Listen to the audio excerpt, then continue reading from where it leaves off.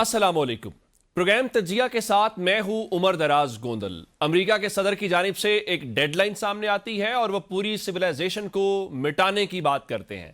उनकी इस डेडलाइन या अल्टीमेटम के बाद पूरी दुनिया में एक थरथल्ली महसूस होती है कि अमेरिका करने क्या जा रहा है। उसके बाद पाकिस्तान की जानिब से एक रिक्वेस्ट आती है, एक तजवीज़ सामने आती है और उसके बाद चंद घंटों या मिनट्स के अंदर बहुत कुछ दुनिया में तब्दील हो जाता है।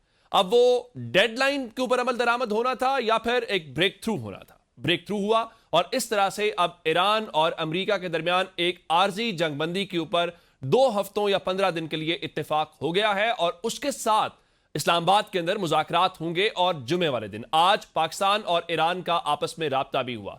इस वक्त जो 2 शख्सियात का नाम लेकर पाकिस्तान के हवाले से पूरी दुनिया में जिनकी बात की जा रही है, ईरान और अमेरिका भी कर रहे हैं, इवन हमारा दुश्मन मुल्क इंडिया भी उस सीज फायर जो इन 2 शख्सियात की वजह से मुमकिन हुआ उसका खैर मकदम कर रहा है। वो 2 शख्सियात पाकिस्तान के वजीर आजम शहबाज शरीफ और पाकिस्तान के फील्ड मार्शल सैयद आसिम मुनीर हैं, जिनकी वजह से ये सब मुमकिन हुआ। अब आने वाले दिनों के अंदर क्या मंजरनामा हो सकता है? अमेरिका के जो वहां पे सेक्रेटरी ऑफ वॉर हैं उनकी जानिब से आज एक प्रेस कॉन्फ्रेंस होती है, वो तो डिसाइसिव विक्ट्री की बात कर रहे हैं, जबकि ईरान वो भी जश्न मना रहा है। तेहरान की सड़कों के ऊपर सफाई सुथराई का काम शुरू हो गया है, लोग जश्न मना रहे हैं कि हम अमेरिका के सामने झुके नहीं हैं। ये किसकी जीत है या ये एट द एंड यही कहा जाएगा कि ये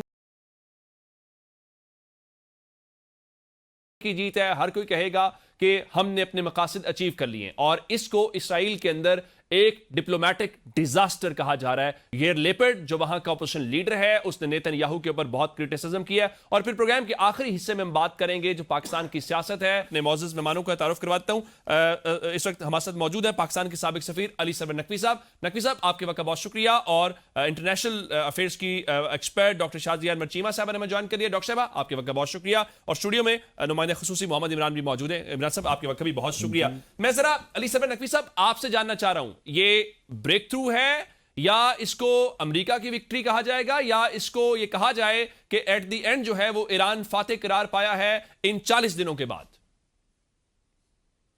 अमेरिका की विक्ट्री तो कहीं भी नहीं हो सकती है सिवाय उन लोगों के अपने मुंह से जो वो कह रहे हैं।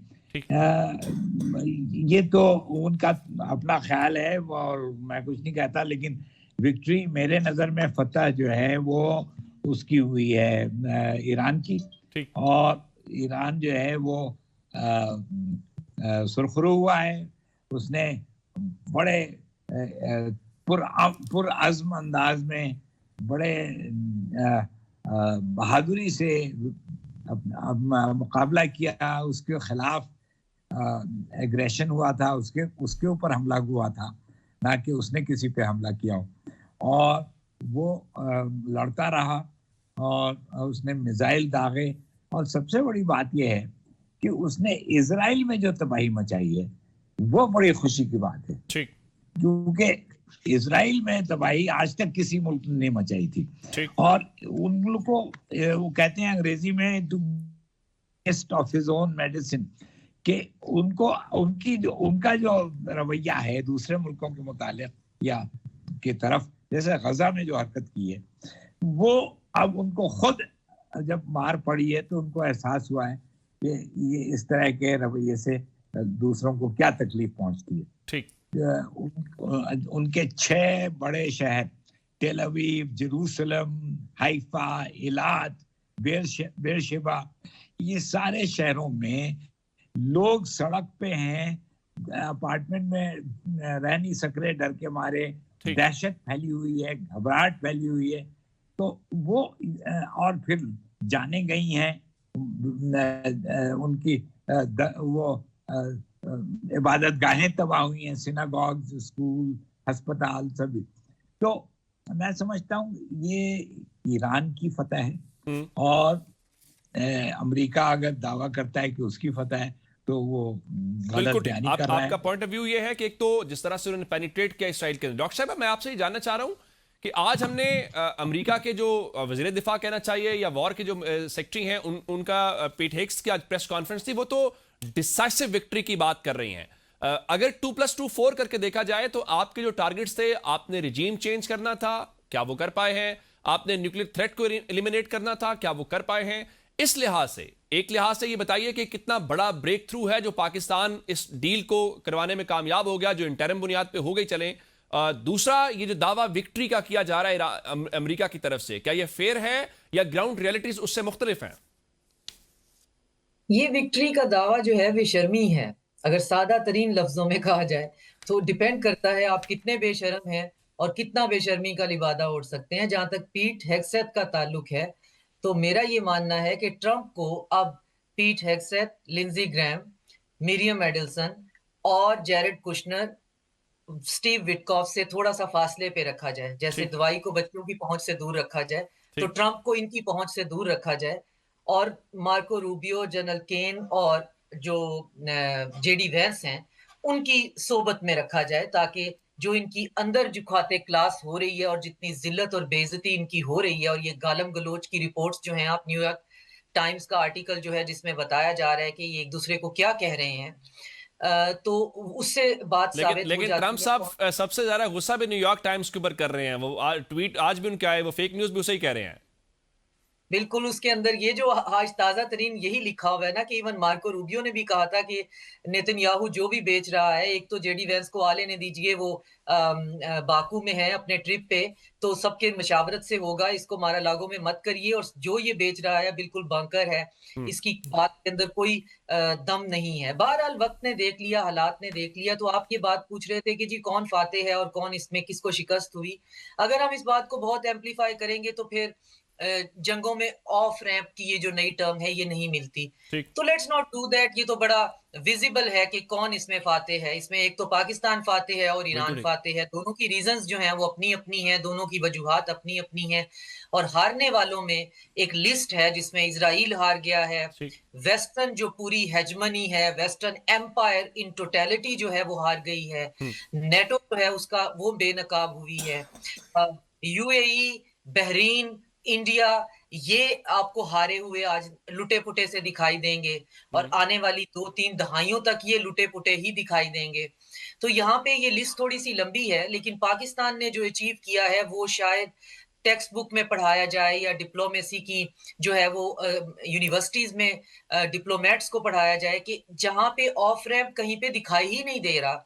اور ایسی صورت میں جب دونوں پارٹیز جو ہیں وہ سیز فائر کی بات ہی نہیں ہو سکتی ہے, ایران نے ٹوٹل اس کو انکار کر دیا, وہاں پاکستان نے کون سا ایسا میکانزم استعمال کیا جہاں پہ ایران کی کے جو 10 پوائنٹ ہیں اس کے اوپر ایک کنڈیشنل سیز فائر کروا دی. اور یہ ایک بہت امپورٹنٹ کام ہے. یہ آپ اس کو پاکستان کی اور ایران دونوں کی وکٹری جو ہے وہ کہہ رہی ہیں.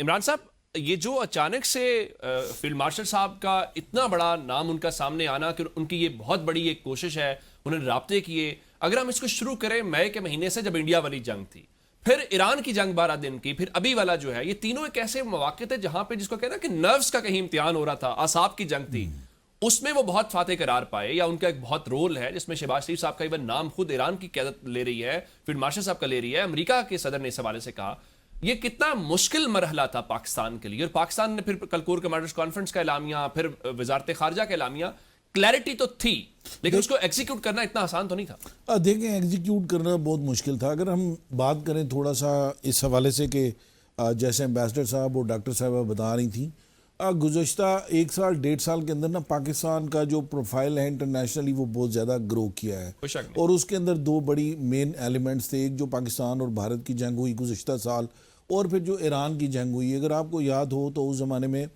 ڈونلڈ ٹرمپ نے یہ بھی کہا تھا کہ جو فیلڈ مارشل ہیں وہ ایران کو ہم سے زیادہ بہتر انداز میں سمجھتے ہیں. تو اس کا مطلب یہ تھا کہ یہ بطور ڈی جی آئی سی سابق وزیر اعظم جو بانی پی ٹی آئی تھے اس زمانے میں, جنرل عاصم منیر اس زمانے میں بھی اس ڈیلیگیشن کا حصہ تھے جب پہلا وزٹ کیا, اور یہ ساری چیزیں ان کو انڈرسٹینڈ کر رہے تھے یہ سارے معاملات کو.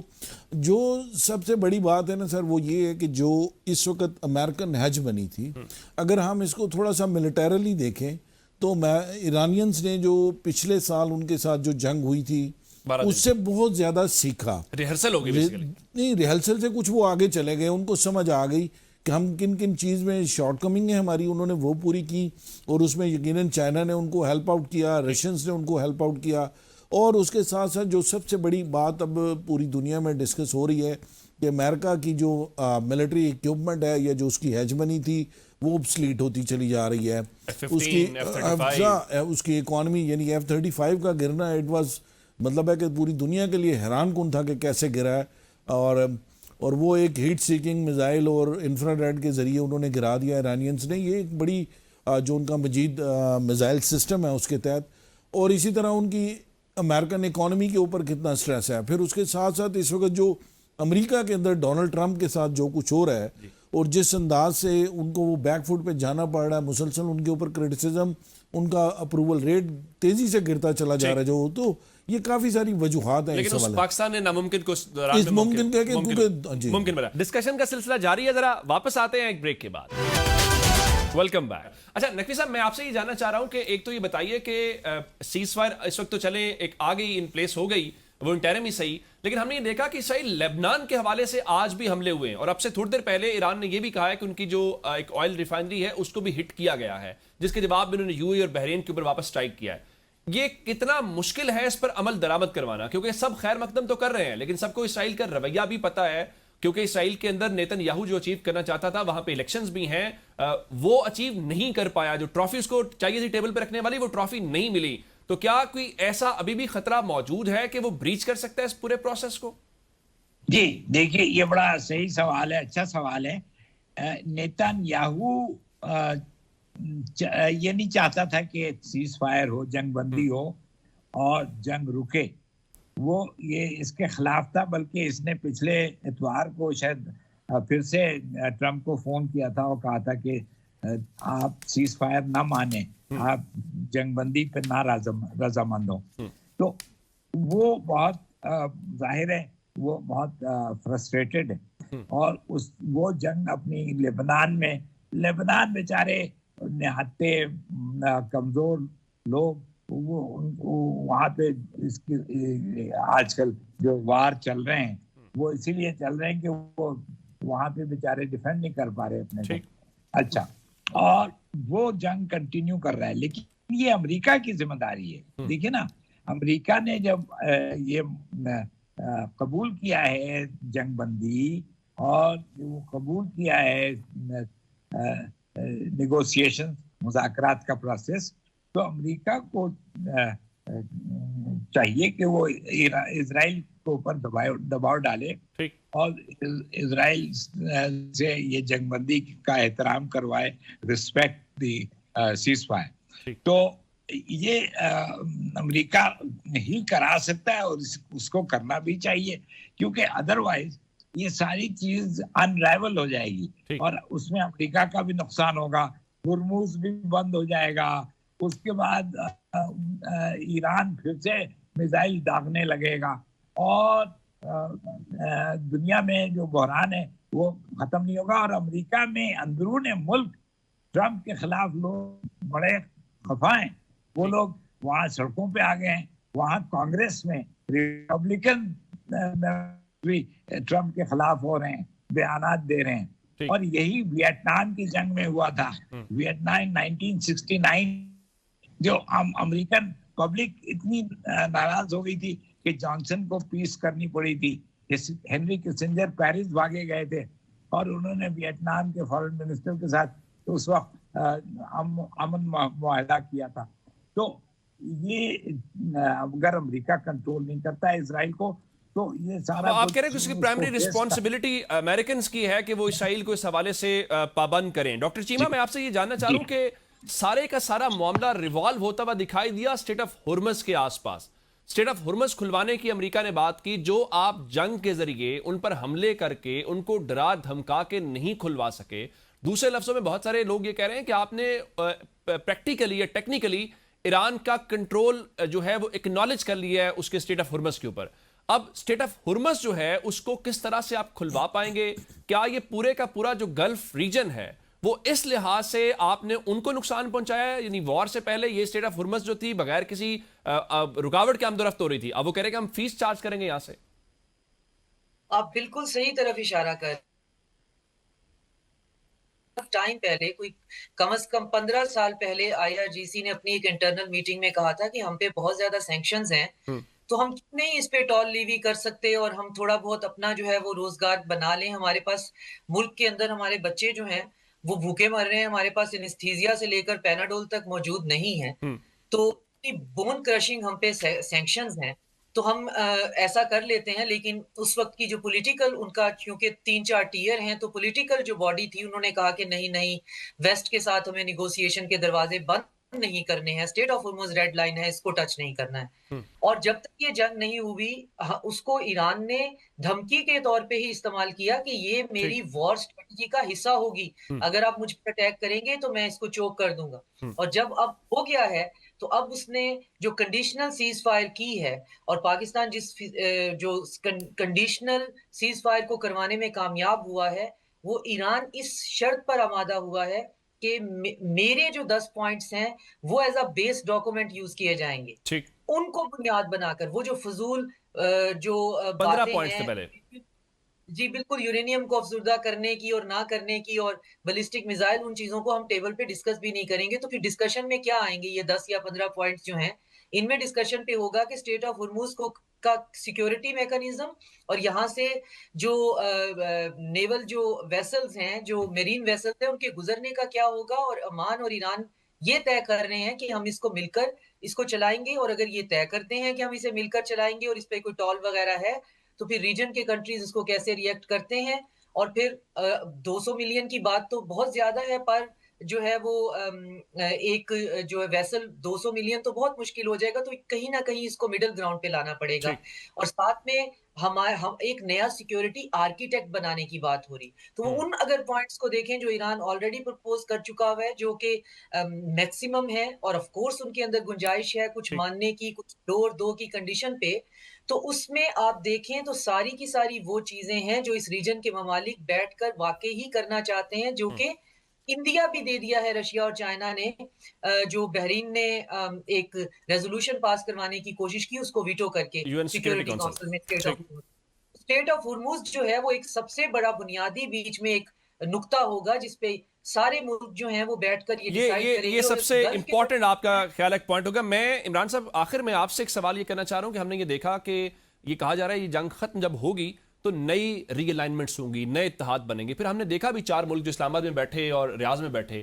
اس جنگ کے بعد ہم کیا سمجھیں کہ ایک نیا سیکیورٹی کا ارینجمنٹ ہوگا اور ہو سکتا ہے کہیں اس میں ایران بھی شامل ہو؟ دیکھیں ابھی جو چیزیں سامنے آ رہی ہیں, جو کچھ چیزیں انفولڈ ہو رہی ہیں, اس کے مطابق ایک نئی ری الائنمنٹ تو ہونے جا رہی ہے, جس میں ترکیہ کی بھی بہت بڑی کوشش ہے کہ پاکستان, سعودی عرب, ترکیہ, ایران, یہ سارے ممالک مل کے ایک اپنا سیکیورٹی میکانزم بنائیں. اس حوالے سے میں اپنے تینوں مہمانوں کا, ڈاکٹر شازیہ انور چیمہ صاحبہ کا, ڈاکٹر علی صبر نقوی صاحب کا اور محمد عمران آپ کا شکریہ ادا کروں گا. یہ سفارتی اور جو انٹرنیشنل امور تھے اس کے اوپر ہم نے ڈسکشن کی ہے, پاکستان کی سیاست اور پھر پاکستان کے اندر کیا رد عمل ہے اور سیاسی جماعتوں کا, اس کے اوپر ہم نے بات کرنی ہے. 2 معزز مہمانوں کو آج ہم نے دعوت دی ہے, اسٹوڈیو میں میرے ساتھ موجود ہیں شفقت عباس آبان صاحب آپ کے وقت کا بہت شکریہ, اور ہمیں جوائن کر لیا ہے وزیر اعظم کے کوارڈینیٹر اختیار ولی خان صاحب نے. خان صاحب آپ کے وقت کا بھی بہت شکریہ. میں ذرا آپ سے زیادہ پی ٹی آئی سے شروع کرنا چاہ رہا ہوں. آبان صاحب مبارک ہو آپ کو بھی, جنگ رک گئی ہے. ظاہر ہے کہ یہ کامیابی پاکستان کی بھی ہے اور حکومت کی تو چلے ہے ہی ہے, لیکن زیادہ تو پھر پاکستان کی کامیابی کہی جائے گا. پی ٹی آئی خوش ہے اس کے اوپر؟ کیوں نہیں ہونا خوش. دیکھیں اگر امن ہو خطے میں اور جنگ رک گئی ہے, اللہ کرے یہ رکی رہے, تو اس سے بڑی اور خوشی کی کیا بات ہے. میں تو پہلے دن سے مجھے ایک ہی کنسرن ہے کہ جو ٹرمپ ہے وہ ناقابل اعتبار آدمی ہے. ٹھیک ہے وہ اب پھنس گیا تھا بری طرح اور ہم نے اسے بیل آؤٹ کیا ہے بڑے اچھے طریقے سے, ادروائز تو اس کے پاس اب کوئی چارہ نہیں رہ گیا تھا. کانگریس میں بھی شدید اس کے خلاف آواز اٹھ رہی تھی کہ مواخذہ اس کا کیا جائے, اور ہونا بھی چاہیے تھا. ایسے پاگل آدمی کا اسے جنگی جنون اس کے سر پہ سوار ہے. لیکن بہرحال جنگ کا رکنا بہت نیک شگون ہے, اور اللہ کرے یہ جو آگے مذاکرات ہو رہے ہیں یہ کامیاب ہو جائیں. ایران کی ڈیفینیٹلی بہت بڑی کامیابی ہے. امریکہ سے ایران, شہباز شریف صاحب کا, فیلڈ مارشل صاحب کا نام لے کے مبارکباد. جی شکریہ. آپ بھی نام لے کے شکریہ ادا کرتے کہہ دیں. دیکھیں جی میں تو سب کا شکریہ جنہوں نے کوشش کی ہے, تو میں کب نہیں کہہ رہا, میں تو کہہ رہا ہوں کہ بہت اچھا ہوا ہے, جنگ رک گئی ہے اور اللہ کرے یہ رکی رہے. اور شکر گزار ایران سے زیادہ امریکہ کو ہمارا ہونا چاہیے, کیونکہ امریکہ کو ہم نے بچایا ہے. ورنہ وہ تو پھنس گیا تھا بری طریقے سے. اور ایران جو ہے اس نے بہت اچھی کامیابی حاصل کی ہے.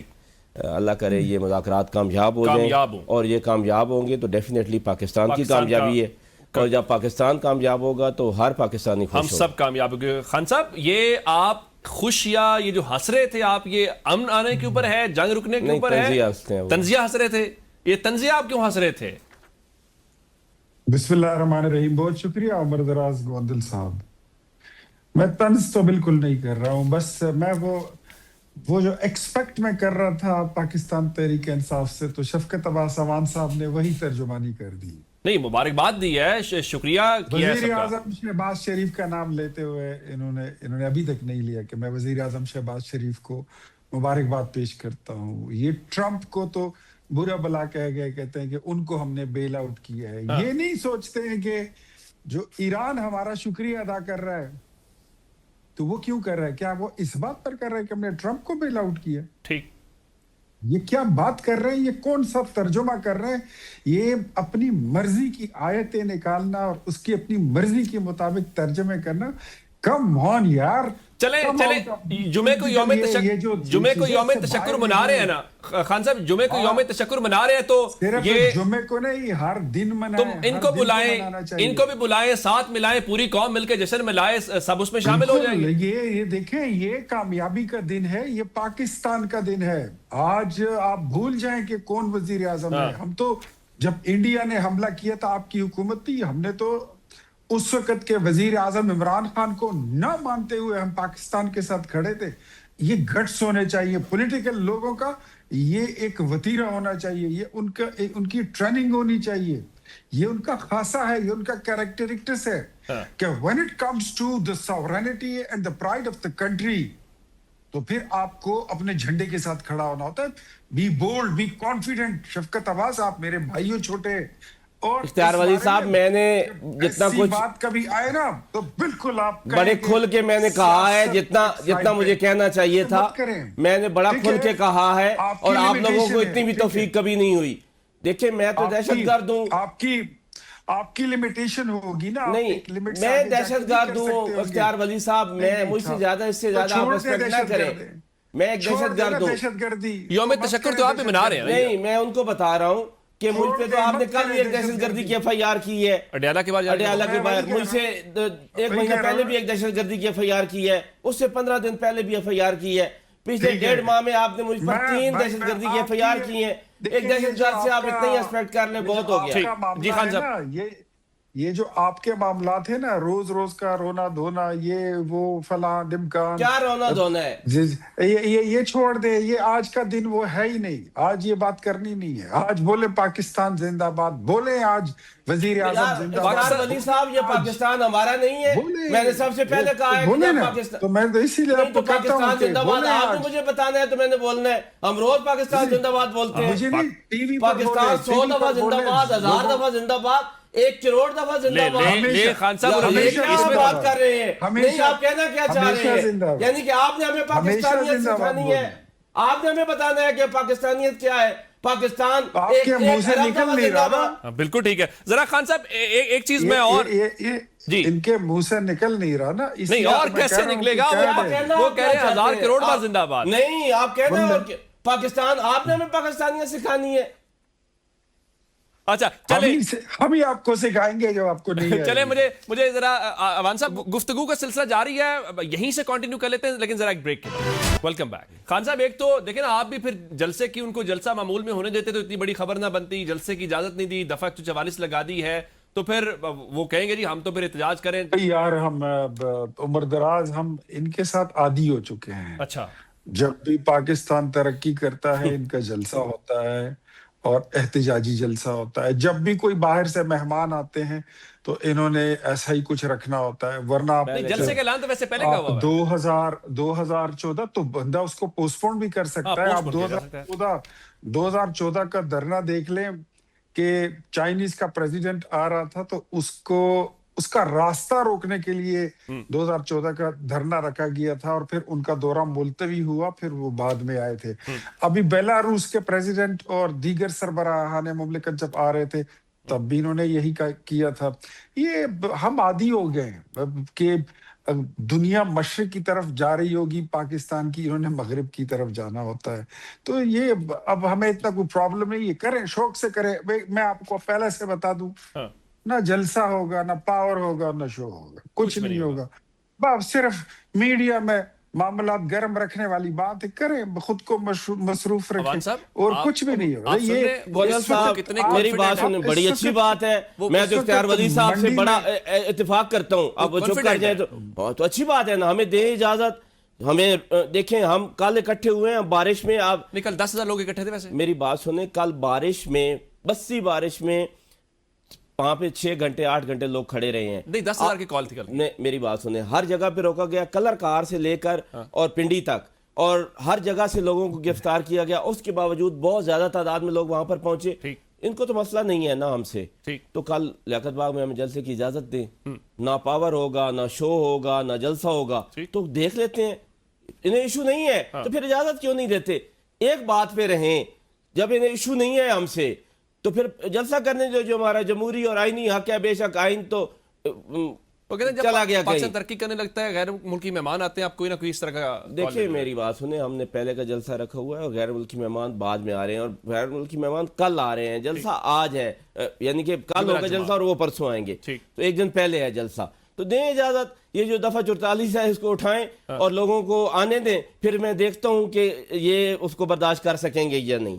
ठीक। मसला ये नहीं है, इनके कॉल ऑफ फेल में बड़ा तजाद है। कहते कुछ और है, करते कुछ और है। जब नहीं है इशू तो फिर करने दें जलसा, फिर इन्हें क्या इशू? बिल्कुल ठीक है। अच्छा, मुझे इख्तियार वली खान साहब ये बताइए कि बाकी तो चलें, जहां तक जश्न की बात है या पाकिस्तान की कामयाबी है वो हम सभी कह रहे हैं, लेकिन ये कोई अवाम को भी उस जश्न में आप शामिल कर रहे हैं कि नहीं शामिल कर रहे? क्योंकि आप स्टेट ऑफ हुर्मुज़ अगर खुलती है, सीज फायर हो गया है, कोई पेट्रोलियम मसनूआत की कीमतें नीचे ला रहे हैं कि नहीं ला रहे? हो गई है नीचे आलमी में। ये बहुत फर्क आने वाला है। और अगर आपको याद हो, मैंने एक ट्वीट की थी हाँ। कि पेट्रोलियम प्राइसेस में जितनी ये जो इसमें बढ़ोतरी है, इजाफा है, ये आर्जी है। अच्छा। और ये कंडीशनलाइज है आलमी मार्केट में जो खाम तेल की कीमत है, और जंगबंदी के साथ जंगबंदी हुई, खाम माल सस्ता हुआ, तो डेफिनेटली आपने देखा हमारे वजीर आजम ने और हमारी हुकूमत ने हाँ। रेलवे का किराया बढ़ने नहीं दिया, मोटरवे पर टोल टैक्स बढ़ने नहीं दिया, इस्लामाबाद और पंजाब में पब्लिक ट्रांसपोर्ट को सस्ता, उसको फ्री कर दिया। ठीक। इसके अलावा बसों को, ट्रकों को 80,000 और 1 लाख रुपए की सब्सिडी इसीलिए दी कि हमें पता है कि ये फेज जो मुश्किल फेज है ये गुजर जाएगा और हमने वापस कीमतों को लाना है। प्राइम मिनिस्टर की कैबिनेट की तनख्वाह बंद, उनके मराद बंद, उनकी गाड़ियां 60% से ज्यादा जो हैं वो वापस पूल में जमा हो गई है। इसकी वजह यही थी कि वजीर आजम ये कौम को बावर दिलाना चाहते थे कि जब तक आपके लिए पेट्रोल सस्ता नहीं होगा, पूरी कौम के लिए सस्ता नहीं होगा, मेरी कैबिनेट कोई पर्क एंड प्रिविलेज नहीं लेगी। वो भी बिल्कुल फील ठीक है। को, उस पेन को वो फील करती रहेगी और हम उसको महसूस करते हैं। बिल्कुल ठीक। तो इंशाल्लाह बहुत जल्द इसका जो समर है वो आवाम तक आप कह पहुंचे। रहे हैं कि समर उसका आएगा। अच्छा अवान साहब, मुझे बताइए कि एक तो चलें ये ना, जिस तरह आप हुकूमत से कह रहे हैं कि हमें करने दे जलसा, ये मैदान और ये घोड़े वाली बात है, लेकिन एक ये भी कहा जा रहा है कि पीटीआई का अपना हाउस भी इन ऑर्डर नहीं है। कल जब आपका वहां पे अडियाला की कॉल थी, जब आप भी वहां पर मौजूद थे, तो मैं शौकत यूसुफजई साहब से यही पूछ रहा था कि क्या 10,000 का नंबर आपने वहां पे बुला लिया? वो कह रहे थे नहीं, देखें बारिश है, फिर हमारा जलसा भी है, तो लोग ये समझ रहे होंगे आज भी जाना है, जुमेरात को भी जाना है। अब जब जुमेरात वाला जलसा है तो उस पर तहरीके तफ्ज़ पाकिस्तान उस तरह से ऑन बोर्ड दिखाई नहीं दे रही। आपका अपना हाउस इन ऑर्डर नहीं है। अवामी इशूज जहां तक बात है, पेट्रोलियम मसनूआत या बाकी, उस पर पीटीआई अपोजिशन नहीं कर पा रही। किस तरह? मेरी बात सुने, जब ये इन्होंने पेट्रोल की कीमतें इतनी अचानक बढ़ा दी कि जो समझ से बाहर थी, ठीक। तो हम शदीद एहतजाज करते हुए असम्बली में दाखिल हुए और अगले 2 मिनट में इन्होंने इजलास मुलतवी कर दिया। 2 मिनट इजलास चलाया है और उसके बाद डिप्टी स्पीकर साहब इजलास छोड़ के चले गए। हम यही कह रहे थे। उसके बाद हमारी रिक्वेस्ट पर असम्बली में इस पर बहस हो रही है कि पेट्रोलियम की जो मसनूआत हैं, और हमने उस पर भरपूर एहतजाज किया है। हम भरपूर एहतजाज हर वक्त कर रहे हैं, और इससे ज़्यादा और क्या एहतजाज करें कि ये जो पेट्रोल की कीमतें उन्होंने बढ़ाई हुई हैं, ये कतन भी नहीं होनी चाहिए इस तरह। ठीक। ये 255 रुपये जहाँ से पेट्रोल शुरू इन्होंने किया था वहीं पे आना चाहिए, क्योंकि पेट्रोल तो आ गया 90 बैरल पे रात के बाद। تو ابھی واپس لے کے آئے 255 پہ. اس سے اوپر جتنی بھی قیمت وصول کریں گے وہ زیادتی ہوگی غریب آدمی کے ساتھ. اور ہم بالکل کھڑے ہیں, اسی لیے ہم اسمبلی میں بھی بول رہے ہیں, احتجاج بھی کر رہے ہیں.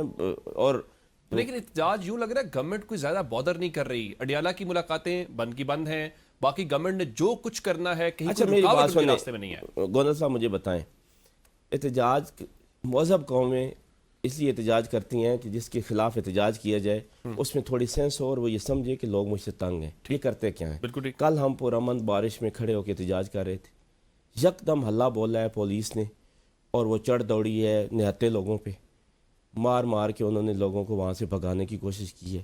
میں آپ کے سامنے بیٹھا ہوں, مجھ پہ 2-3 لوگ گرے, میں بھی شدید زخمی ہوں.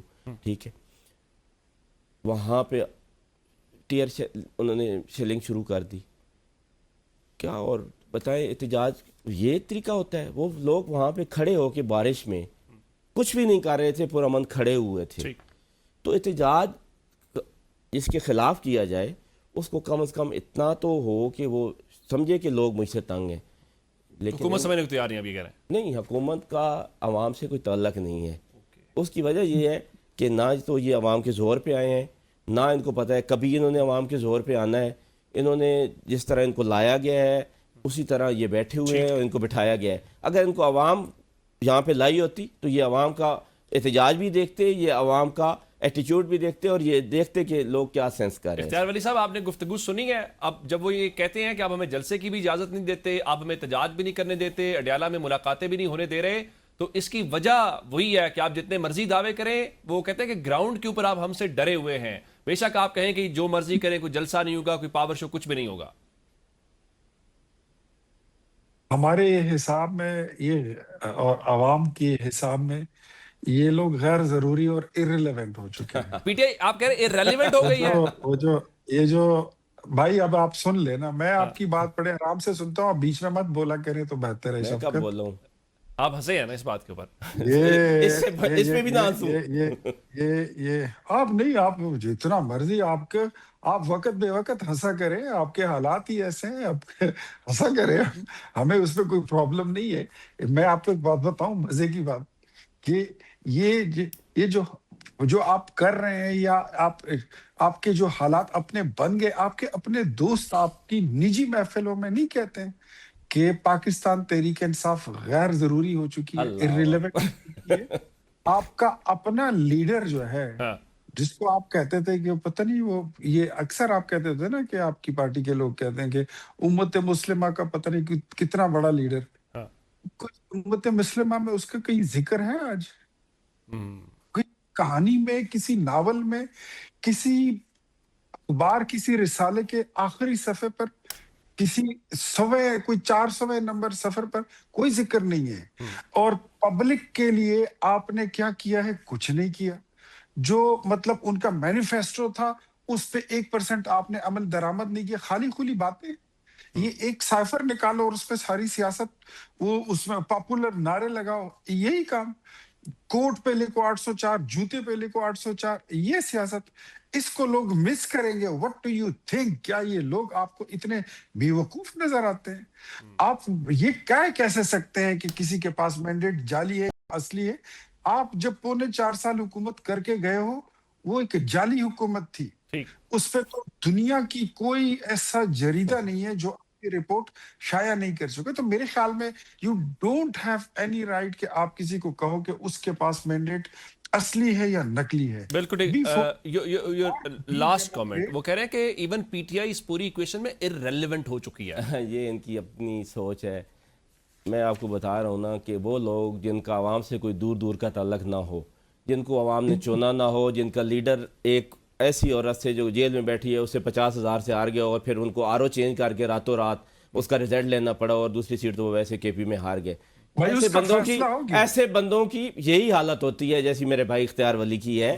جب آپ کا لیڈر لاہور میں ہار جائے اور آپ کو آر او چینج کرنا پڑے اور آر او یہ آپ ریزلٹ کا نہ دے خیال رہا ہے، ہو، یہ پھر آپ آپ کا پھر خیال آپ کی ایسی باتیں سننے میں آئیں گی. اس کیس کا فیصلہ ہو چکا ہے. وہ کہہ رہے ہیں ٹرائبونل سے فیصلہ جی، ہو گیا جی، ہے، وہ وہاں سے فیصلہ جو ہو درخواست گیا. ہے وہ خارج کر دی گئی ہے. آپ کی بات غلط ثابت اس ہو کے گئی. ساتھ ہی جی ڈسکشن بڑی وہ بھی زبردست ایک چل رہی تھی، جھوٹ. لیکن میرے پروگرام کا وقت ختم ہو گیا. میں اپنے دونوں معزز مہمانوں کا، وان صاحب کا اور اختیار ولی خان صاحب کا شکریہ ادا کروں گا.